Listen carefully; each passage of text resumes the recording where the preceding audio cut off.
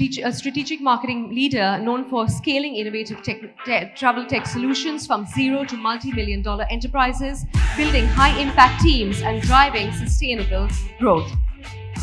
Our next panelist is Mr. Sachin Narode, CEO of Zenny. A round of applause, please, for Mr. Narode. Welcome, sir. He's a serial entrepreneur, a strategic leader known for building scalable travel tech companies from the ground up, shaping high-growth businesses and driving innovation across the industry. Up next is Mr. Andy Axe, co-founder and CPO at TripScout at Hotel. Welcome, sir. One of the largest travel communities on Instagram with over 1.5 million followers. He's a true innovator and in travel tech, known for redefining how travelers discover and engage with destinations to product-led experiences. And up next is Mr. Karaman Yeet, co-founder, CEO of Olive Hospitality. Let's give him a round of applause, please. Welcome, sir. Mr. Yeet is a visionary leader known for building hospitality solutions, redefine how travelers experience accommodation, blending technology, design, and service to create memorable stays. Mr. Mittal, I'm going to hand over the stage to you. Thank you. All right.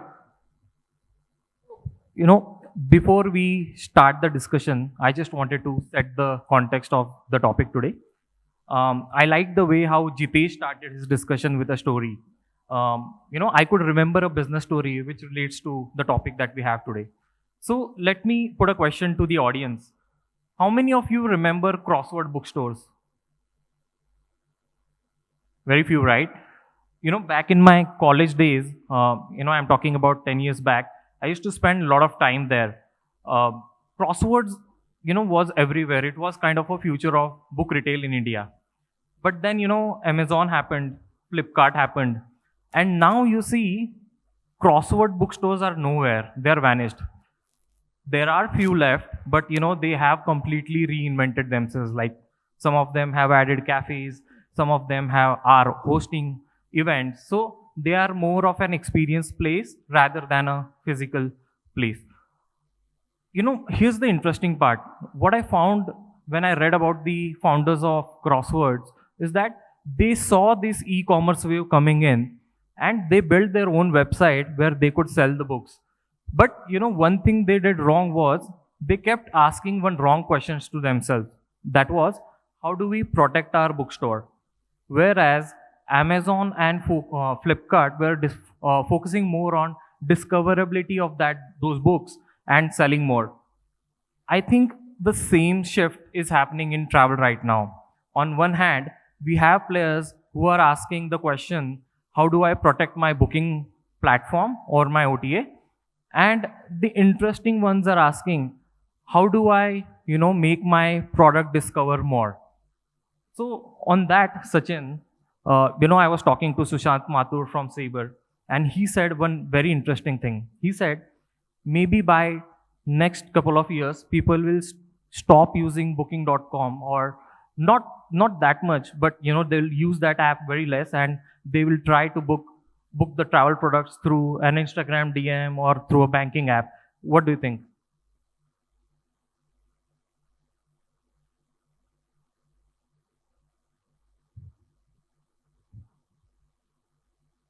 Thank you. Thank you for the question. Thank you for having me here. Sanjay, Vervotech, and of course, Travel Connections team. Thank you, Andy, and as well as Harman. Sorry, I didn't remember your name. Yeah, absolutely. The distribution of travel is getting embedded into the banking apps, and it's also getting embedded into loyalty and rewards point. It's also getting embedded into super apps. Zenny as an example, we have a large super apps and big ecosystems using our platform, using our APIs to be able to integrate and offer travel to their services combined with something else, right? You have a food delivery, you're going somewhere else, your pizza gets free if you book a hotel, right? Or if you're a native, someone Dubai guy who's traveling to London and you always order pizza in Dubai, the app is gonna suggest you something in London which you might like in terms of food. So people are trying to build the lifestyle journeys of user through their existing super apps. So customer journey is going to continue to stay tomorrow. I mean, in the same direction. I do believe that that's where the market and the world is going. People will still continue to book through booking.com, but there is a one whole different, and I don't have a short answer for this, but I just want to go and give a little elaborate answer on this one. Think about it. If I were to ask you the total addressable market for search in the world, you would say monopoly is Google, and you would say maybe some people use DuckDuckGo and Bing, few of them, right? And it got completely controlled by 2 or 3 players. The TAM of search is 1 or 2 or 3 companies. So TAM of booking is so fragmented worldwide right now. And now we're talking about future. The AI is a new puppy came into the room. The entire TAM of software industry, B2B SaaS, integration, all of that, that's going to get slowly eaten away by this AI industry. Now, how we'll see it in next couple of years, but it's not going to remain same. So anybody who has a legacy business, especially hotel distribution, wholesalers, bunch of travel tech companies, somebody is offering a middle services, AI is going to start taking it down slowly. Web 1 is completely moved to Web 2 and Web 3. We were just talking about it, but I think the AI is a new era of making UI disappear. Your UI UX is going to completely disappear. It will be completely different user journey, and it will be going through a lot of super apps as well. I agree. So if UI disappears, what will Booking.com do or an Expedia do? No, obviously everybody wants to keep the control and continue to innovate. The velocity of product adoption and shift happened when ChatGPT was launched, and even the Gemini came from behind. It still have hundreds of millions of users adopting Gemini as a better AI. So people prefer the better computing power, better convenience, and better answers for themselves. So for example, I was flying out of New York, and Andy could relate to this. There is a lot of snow there. There was a storm last week. And I asked my team, like, hey, you booked such a huge trip for me. You didn't book a travel insurance. They're like, no, you never change your plans. But I'm like, there is a hurricanes and bunch of things. Andy, do you agree with Sachin? No. Always the case. We agreed we would disagree. I think, and just some background on my business is, we have around 150 different social media accounts with 85 million followers. And I think one of the things that we actually have learned, especially in the leisure segment, I can't speak to business travel or anything else, but at the core of it is people still love shopping.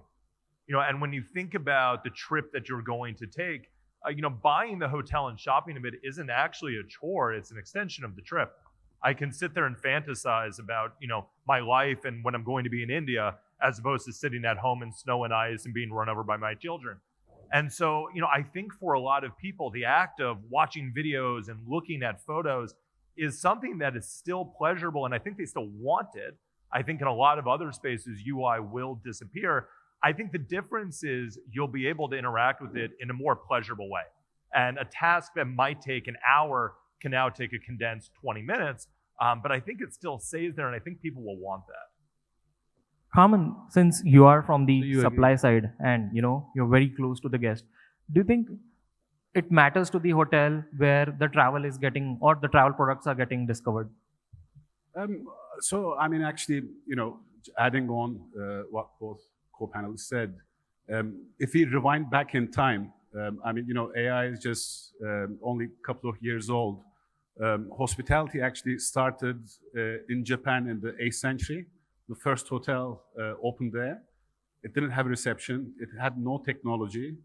And from there on, how it evolved is it evolved with trade. Along the Silk Road, you had these caravanserais, which were basically fortified inns, one-day travels apart. And, merchants, travelers, they would travel and, they would be secure, have a place for their animals, this and that. And that place didn't have technology. It didn't have a reception desk. It just had one custodian. And, hospitality at that time was about, again, the empathy, the human connection, and, the exchange of ideas. And, it was a exchange space, basically. And as hotels got commercialized, reception desk is actually a fairly new addition. And then on top of that, we had to start managing keys. We had to start managing number of guests. That's when, with invention of the computer, the property management systems came into space, and hospitality distribution. Back in the day, high street was really valuable. I mean, by the way, unlike most of the audience here, I'm not a tech guy. I'm a bricks and mortar real estate guy who became a hotelier by accident in the pandemic. But what happened is Google Maps changed how we discover hotels. So, I mean, from a location selection today, you don't have to be on the main street. You can be in the back alley somewhere, but as long as you're discoverable online, then it's easy to reach. So that's, again, another layer. And I think, over time, it just got more and more sophisticated, and we had to keep inventing layers and layers. Today, I feel that space is really fragmented. And I think, if you look back in time again, when we had the Industrial Revolution, in Andrew Carnegie's times, machines replaced physical labor. Today, AI is replacing the repetitive tasks. And I think, as a use case in ourselves, we're trying to go for the agentic general manager, where we can basically migrate all the mundane tasks to artificial intelligence, and where we can actually focus on the guest itself. I mean, I'd like to ask the audience, most of you are probably staying at hotels, how long did it take you to check in to the hotel?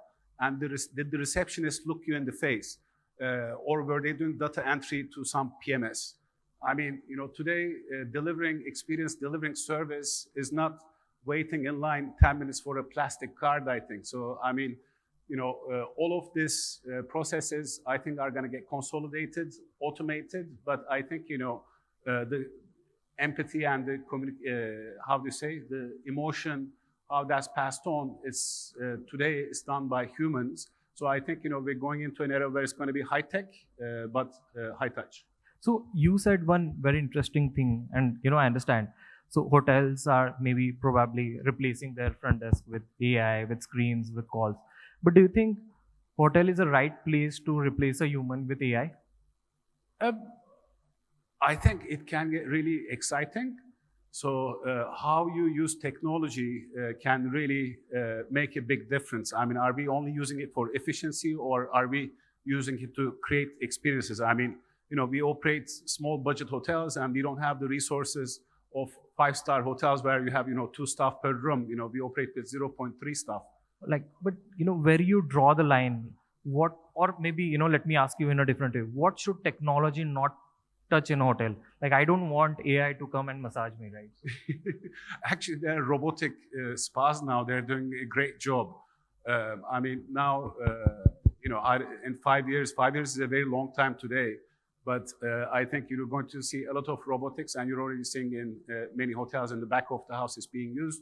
In the front of the house, we're going to see that as well. I mean, today we have the technology to fully automate the front desk. We could have AI avatars check you in. And, you might not like to be checked in by an AI avatar, but let's say your favorite Bollywood actress is Deepika Padukone, and, she checks you in. And, if it's your birthday, then sings happy birthday to you, then, that can create a memorable experience, then you might prefer that. So I don't know. I would definitely love Priyanka Chopra checking me in. Let's talk about consolidation, like what survives and what gets swallowed up. Andy, maybe if I talk about next 2-3 years, do you think creator travel space will consolidate? Do you think big players will just acquire them? I think the answer to that is no. And actually, I want to make a quick distinction. I think in this world, we tend to use creator and influencer interchangeably. And I think truly an influencer is the rare number of people in the world that actually have influence.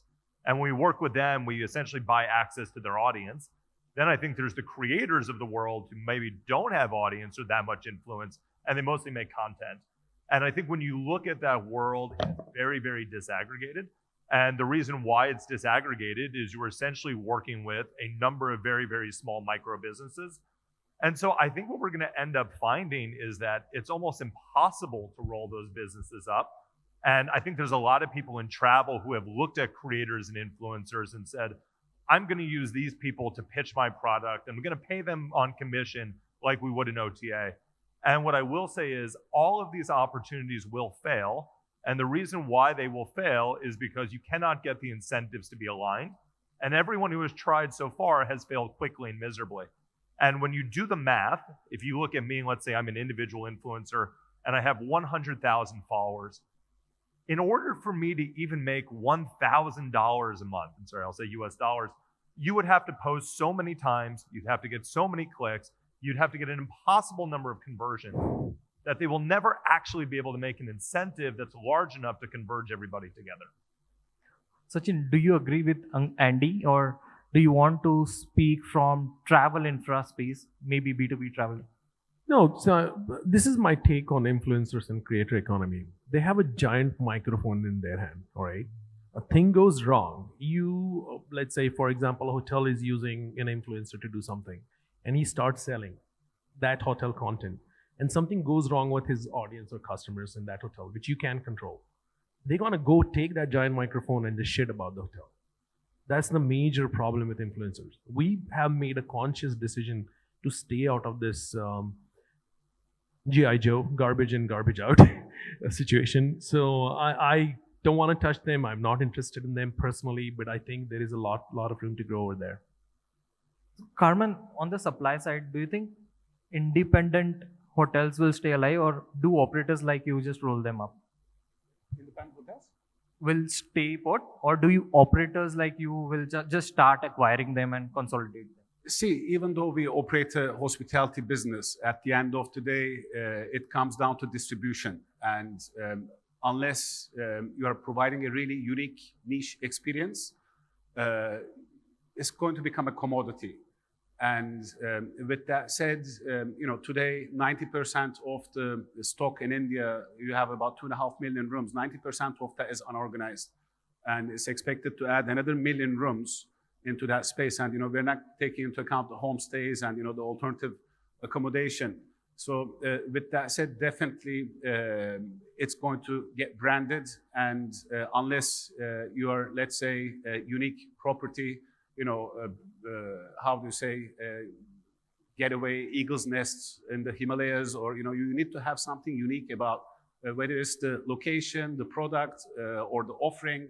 We're now seeing a lot of wellness, that's coming into space. So you either need to have one really strong differentiator, or you're going to get basically branded, because I don't think as an independent you're able to achieve the price premiums, and no matter what you operate on top of it, it boils down to the real estate returns. It's land and the building that we operate on. So, on that front, to stay competitive, I think definitely branded players are gonna, consolidate the market. Sachin, I think you have. Yeah, I had something to add to it. I mean, especially for your questions, there is no way you can take the boutique hotels out of the equation. They play a very extreme, important, vital role in terms of spreading the travel to the different routes, going deeper, as you were saying about Himalayas and all that. So even if the branded hotels want to expand, they will acquire, but then again, their motto is to run like a brand, make it more business hotel. Boutique hotel is more attracting to the influencers, creators, people who want to experience difference. And also they don't want to share their profits because they run on thin margin. They're majority of the time they're operated by the small family operations and all that. So that market stays as is. It will grow parallelly, the few percentage points here and there, but the technologies required for both of them are vastly different in terms of distribution as well. So Andy, I just quickly want to touch on the algorithms. So we have these social travel platforms who have built massive audience, massive followers, like you. But Instagram or TikTok controls them. What if Instagram changes their algorithm overnight? Yeah, one of the keys of the success to our business over the years is we realized we had an information asymmetry. Most people who have a social media account, you post once per day. That's the only look you get at the algorithm. And so we have this huge network of accounts, and they were all posting 10 times a day. So we have 2 million points that allowed us to stay on top of the algorithm and quickly adapt. And I think the better analogy for this is not to really study Instagram or TikTok, but it's to look at the history of Google and what everybody has been doing with SEO over the past 2 decades. The algorithm has continuously changed. people have had to continuously adapt, and this will be no different. I think the important thing here is, as a business, you either need to say, my business is essentially staying one step ahead of the algorithm and the constant obsession and testing and evolving with that, or you need to realize that the algorithm's not going to be that important to your business. You do the basic optimizations to make sure you show up. And for, I think, 90% of businesses, you will not be on the forefront of the algorithm. And so I think you need to know where you stand. And if it is highly important, it has to be the thing that you spend all of your time doing and obsessing over. Otherwise, it's kind of a lesson in futility. Carmen, do you want to add anything on that? I mean, I think I can definitely, not on that front, but from a, AI and the operations side, I can add. I mean, some of the things that we are benefiting from is today, I mean, the operations manager has been replaced by AI. I mean, through video analytics, we're able to monitor the housekeeping, take the staff attendance. I mean, you're able to give the rule saying that, okay, Kahraman needs to mop this area between 1 and 2 p.m. With 120 strokes with a face mask on. It reports that. And, this is monitored across the property. I mean, there's no manager who's going to do that for you. And, then you aggregate that data. Okay, in 1 month, staff A mopped 15,000 times, staff B mopped 20,000 times. You know who's underperforming. I mean, so it's really gone to another level. But I think, it's both ends of the, the coin. I mean, whether it's on the distribution side or whether it's on the ground, on the operation side, I think, it's definitely creating, unlocking a lot of value. I see you use a lot of AI, at hotels. But where can AI go wrong, or what should hotels be worried about while implementing AI? I think, you definitely need the human layer on top of that still. But I mean, look, the humankind knowledge doubled from 1750 to 1900. That was 150 years. Today, it's doubling every 60 days. So, I mean, in the next couple of years, how accurate the super intelligence that's going to happen. It's a different species. So, I mean, with that said, I think, we have those issues today, but given enough time, I think, it's probably going to do it much better than we do. So. All right. We have been very. Do you want to add anything? No, where AI could go wrong, it's beg to differ. If you look at like the amount of intelligence required for AI to be like even be anywhere near human, it's almost 10 million qubits, and this is by a very famous physicist, Nobel Prize winner, Jeff Manning. Okay, and we haven't even reached to 10 qubits in terms of computation power. So AI is gonna take over. AI is gonna do this and that. It's all bullshit. Absolutely what it is doing, it has access to all the data in the world. It's copying and presenting that information to you in a fashion which you can understand and read it like in language. It's a large language model. It has not changed the world. It's a hyped up word. It's a lot of bullshit in there. So it's not changing anything for next 10 years. At least we get to 10 million qubits. I think probably the scene is different on the operations side. I mean, I haven't met many managers who are better than AI. So, I mean, on that front, maybe it's true where you're looking from, but definitely what we experience today. And also, I mean, post-pandemic, the enrollment in hospitality schools crashed. So you're really not finding good quality staff, even though we're in the most populous country, but the business is expanding so fast. So there's a big shortage. So we're seeing that it's filling a gap, but also it's doing a better job. Andy, you want to add something? Yeah, I think just probably muse on one point. I think what I'd be most concerned about with the AI adoption is that we chase stupid little sort of top-feeding AI points, like little novelties. And I think when you look at, the core business of supplying travel, whether that's in air or hotels, cars, the hard product has not gotten much better in a pretty long time. And so I think, we've seen this when we did mobile adoption or we started to find new travel trends. There's this check the box mentality that we all need to do. And I think at the end of the day, we're forgetting that, the experience of a hotel isn't the booking, it's the bed, it's a shower, it's a pillow, it's things that are not going to be impacted by technology much at all. And so what I would think and what I hope the industry does, they won't, is, think about how you can start using AI to strip out some of the excess and bloated technology costs and figure out how to reinvest that into actually improving travel. And in places where AI can actually enhance travel, sure, do it, but I think that's where we're most likely to go wrong. it surely is not going to replace the bed, bath, or the breakfast. I mean, that's not happening for us. In Web 8, it will, but prior to that, it will not. All right. Let me put you all on spot. We will do a quick rapid fire round. It's called finish the sentence. I'll say one sentence. You have to complete it in another sentence. Sachin, the travel company that will dominate 2030 is the one that. Come again, sorry. The travel company that will dominate 2030 is the one that. Differentiate themselves in terms of distribution. Okay. Andy, if I had to bet my entire company on one trend, it would be. Sorry, say that again. If I had to bet my entire company on one trend, what it would be? One trend. OnlyFans. It would plus be travel. replacing as much of your development with AI as possible. Carmen, the biggest myth about AI in hospitality is.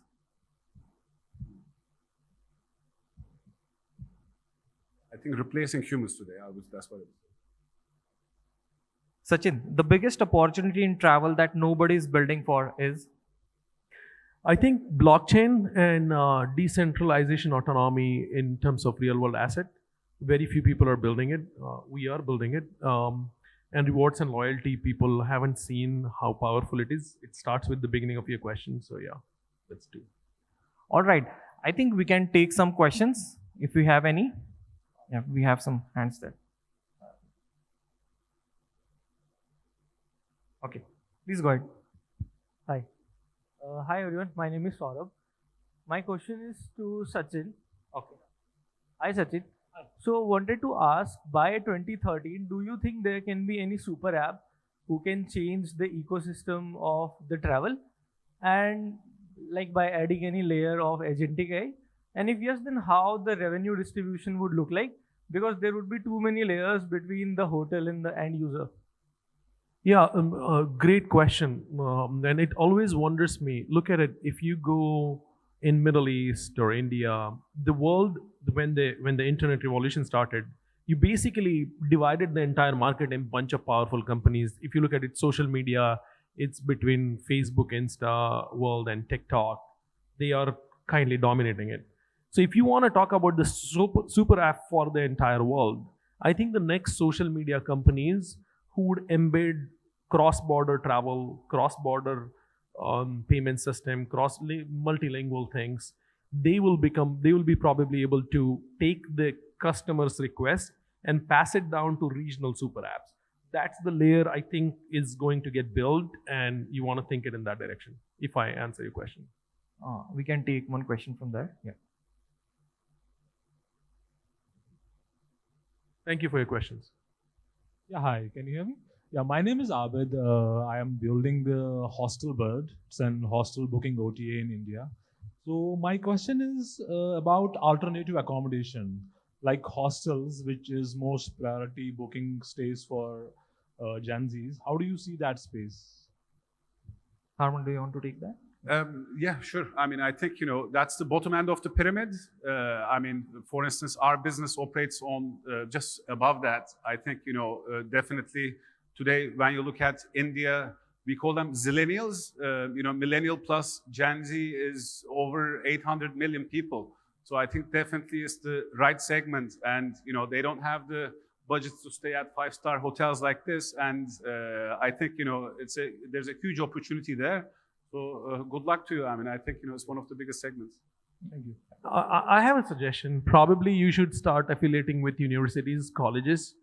That's your target audience. Yeah. I think you should just get there, and then they could probably.